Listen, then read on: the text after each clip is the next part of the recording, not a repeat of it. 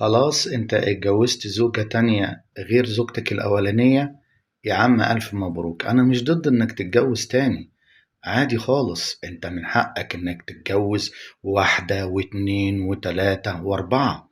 لكن لما انت تفتح بيت وتخرب بيت، ده اللي عيب وحرام.